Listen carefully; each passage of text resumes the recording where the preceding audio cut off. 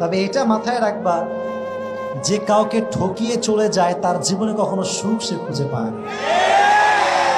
আর যে তোমার সঙ্গে বেঈমানি করেছে, কালকে সে এমন একটা বেঈমানির শিকার হবে, না সে তোমার কাছে আসতে পারবে, না সে তার কাছে থাকতে পারবে। So wait for the right time. हर किसी का वक्त आता है, तुम्हारा वक्त भी आएगा, सिर्फ इंतजार करो। ঠিক কিনা বলেন যুবক?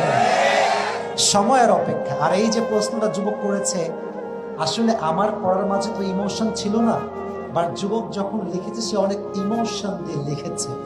বাট যে সত্য কথা হচ্ছে এটা পাবনার ভাইরা, যে মানুষকে সত্যিকার অর্থে হালাল ভাবে বিয়ে করে, এটা স্পষ্ট প্রমাণ যে সে তাকে সত্যিকার অর্থেই চায়।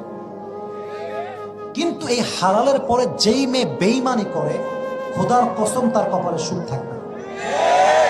এটা আজকে লিখে নিয়ে যান। এই জন্য লিখে নিয়ে যাবেন, বেঈমান, আমি আগেও বলেছি আজও বলছি, বেঈমান কখনো সুখী হতে পারে না। আর যে তোমাকে ছেড়ে চলে গেছে, সে তোমার কখনো যোগ্যতাই সে ছিল না তোমার হওয়ার জন্য। অতএব যে গেছে গেছে, ওকে ওর মতো থাকতে দাও।